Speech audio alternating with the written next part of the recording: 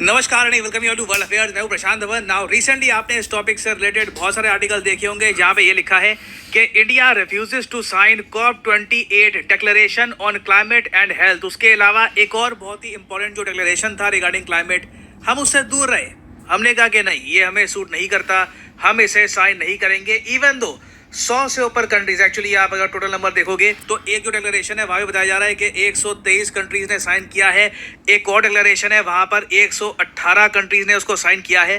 भारत इससे दूर रहा। भारत ने कहा कि नहीं, ये हमको नहीं भा रहा, इसलिए हम इसको साइन नहीं करने वाले। ना ये सब क्या है, हमने इसको साइन क्यों नहीं किया, ये सब डिस्कस करने से पहले ना एक बार मैं आपको बता देता हूं कि हम किसकी बात कर रहे हैं, कब ये जो डिक्लेरेशन है ये सामने आए थे। ना रिसेंटली आपको पता होगा कि दुबई में, जी हाँ, यूनाइटेड अरब एमिरेट्स के दुबई शहर में दुनिया भर के लीडर्स इकट्ठा हुए COP28 के लिए। कॉप की फुल फॉर्म है conference of parties. Climate change से रिलेटेड यहाँ पे डिस्कशन होना था। इंडिया में आप अगर देखो तो COP28 प्राइमरली एक फोटो के लिए ही बहुत ही ज्यादा न्यूज में था।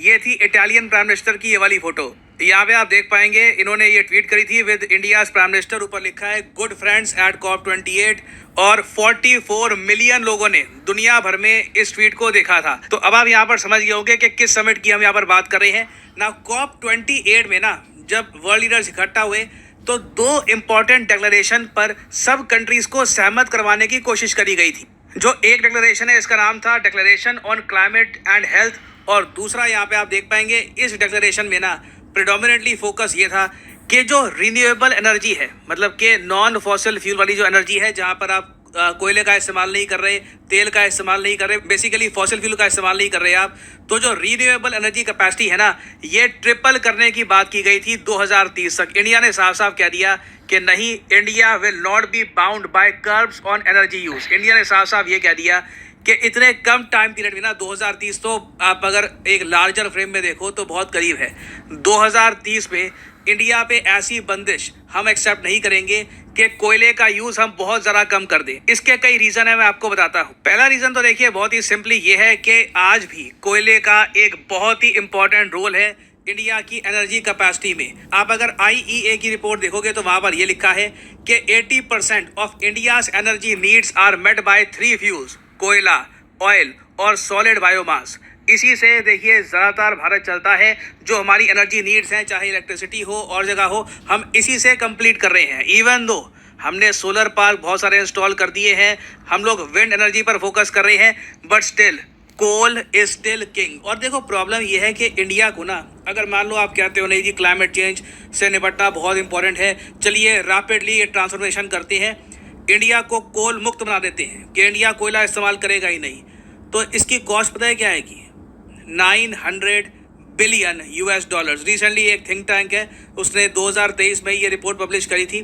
The cost of India quitting coal is 900 billion US dollars. हमारी जो टोटल GDP है, जैसे आप लोग जानते हैं, अब ये थोड़ा बहुत 4 ट्रिलियन के आसपास घूम रही है। मोस्ट प्रॉब्ली 2024 के अंत में हम 4 ट्रिलियन के आंकड़े को छू लेंगे। 1000 बिलियन से ना 1 ट्रिलियन बनता है। तो आप सोच लो 900 बिलियन डॉलर्स एक बारी में खर्चने होंगे सिर्फ कोयले से खुद को मुक्त करने के लिए। एक ऐसे देश को जहां पे आज भी एजुकेशन इंफ्रास्ट्रक्चर चाहिए, हमको हेल्थ केयर का जो इंफ्रास्ट्रक्चर है हमको ये चाहिए, वेरियस और रिक्वायरमेंट्स पूरी करनी है, डिफेंस बजट बढ़ाना है, तो हम कैसे करेंगे? आई मीन किस तरीके से, कहां से ये 900 बिलियन डॉलर्स आएंगे? ये कोई हमको उधार में देने वाला है नहीं, ये खुद ही हमको जनरेट करना होगा। तो ये जो एक्सपेक्टेशन है ना इंडिया से कि जी रातों रात बस सब ट्रांसफॉर्म कर दो, ये प्रैक्टिकल नहीं है, specially for a huge country like India. और सबसे ज़्यादा इसमें सैड बात ये है कि आज से कई साल पहले जो विकसित देश हैं जिन्होंने कार्बन एमिशंस एमिट कर दिए,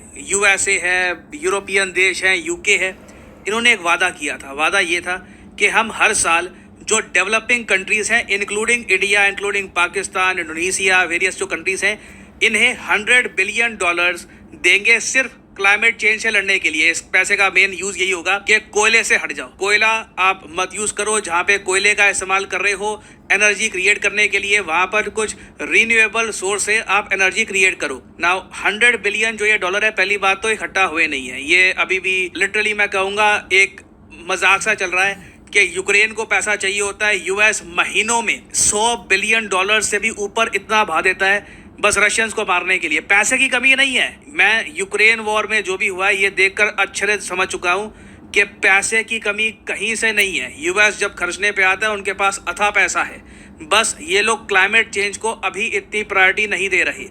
अभी मैं अब मैं देख रहा था, अभी रिसेंटली जो क्लाइमेट समिट हुआ है COP28, इस दौरान पाकिस्तान ने खूब गुहार लगाई। हालांकि सब कंट्रीज ही कह रहे थे कि 100 बिलियन कहाँ है, 100 बिलियन हर साल का वादा किया था, कहाँ है ये पैसा। पाकिस्तान ने तो लिटरली अपने पीएम को खड़ा ही कर दिया और उन्हें पूरी गुहार लगानी स्टार्ट कर दी कि पैसा दो, पैसा कब आएगा। इनको खैर और नीड्स भी हैं पैसे की, तो इनको थोड़ा लगता है कि अगर पैसा आएगा और जगह भी इस्तेमाल कर लेंगे। बट मैं यहाँ पे आपको ये बताने की कोशिश कर रहा हूँ कि the whole situation is so complex. और इसीलिए ना, इवन दो देखिए जो नंबर्स है कंट्रीज का कि जी 118 कंट्रीज ने कहा कि हाँ जी बिल्कुल रीन्यूएबल एनर्जी कैपेसिटी 2030 तक ट्रिपल कर देंगे हम, ठीक है। 123 कंट्रीज ने कहा कि हाँ बिल्कुल declaration on climate and health पर भी हम साइन करेंगे। इंडिया के लिए ना अभी जो करंट जो वादे डेवलप्ड वर्ल्ड कर रहा है, जिस तरीके से उन वादों को वो लोग पूरा भी नहीं कर रहे, कोई कमिटमेंट करना इट इज सेंसलेस। इंडिया ने एक बड़ी कमिटमेंट ये करी है कि 2070 का हमको समय दीजिए, ठीक है। अभी तो मैं वैसे आपको बता दूं, इंडिया में कोयला बढ़ने वाला है। इंडिया एक्चुअली इस बात को सेलिब्रेट करता है। रिसेंटली आप यहाँ पे देख पाओगे, ऑल इंडिया रेडियो न्यूज़ में लिखा है कि 9 years of Modi government, India achieves 47% growth in coal production. हम तो देखिए अभी कोयला निकालेंगे, अभी तो 20,000 करोड़ रुपए खर्च होंगे जिससे इंडिया का जो टैप्ड कोल है इसको हम निकाले। कोल गैस बनाने की बात चल रही है, तो कोयले तो देखिए हम नहीं छोड़ने वाले। कॉस्ट का इशू है, कहाँ से आएंगे 900 बिलियन डॉलर्स, ये नहीं है पैसा इतना। घूम फिर के बात वही आती है, पैसा इतना नहीं है। जो हमारे पास रिसोर्सेज हैं उसी से ही हम इंडिया को डेवलप करेंगे। और इसीलिए ना यहाँ पर इंडिया ने इस डिक्लेरेशन को साइन नहीं किया है। नाउ अगेन, आप ये मत एज्यूम कर लेना कि जी हम बस अपने बारे में सोच रहे हैं, दुनिया के बारे में नहीं सोच रहे, लार्जर अर्थ के बारे में नहीं सोच रहे। हम तब ऐसा करें ना जब हमसे ज़्यादा समर्थवान देश भी ऐसा करेंगे। अगर ठीक है, अगर यूएस भी जेन्युइनली वो फंड क्रिएट करता है, यूरोप वो फंड क्रिएट करता है, तो बिल्कुल हम भी काफ़ी हद तक प्रोत्साहित फील करेंगे कि चलिए ठीक है, कोयले से दूर होते हैं। आई मीन आप इसी बात को समझ लीजिए, जो COP28 का होस्ट कंट्री था UAE, इन पर ही आरोप लग रहे थे कि ये जो सारे वर्ल्ड लीडर्स इकट्ठा हुए हैं ना, उनके साथ मिलकर ऑयल डील्स करना चाहते हैं। बाद में इनको UAE को बार बार बोलना पड़ा कि नहीं जी हम इन वर्ल्ड लीडर्स की जो गैदरिंग है इसका इस्तेमाल नहीं करेंगे ऑयल डील्स के लिए। UAE को बार बार ये बोलना पड़ा। But at the same time ये इमेज आज के समय बनी हुई है क्लाइमेट चेंज से लड़ाई की, तो सैड स्टेट ऑफ अफेयर्स है। और बीइंग एन इंडियन, मैं यही कहूँगा इंडिया ने ठीक किया है, क्योंकि जब दुनिया ही सीरियस नहीं है एक इशू को लेकर, तो हम लोग सारी जिम्मेदारी खुद क्यों ओढ़े। ना फाइनली मैं आप लोगों से पूछना चाहूँगा कि क्या आप इंडिया के स्टांस से एग्री करते हैं या डिसएग्री करते हैं?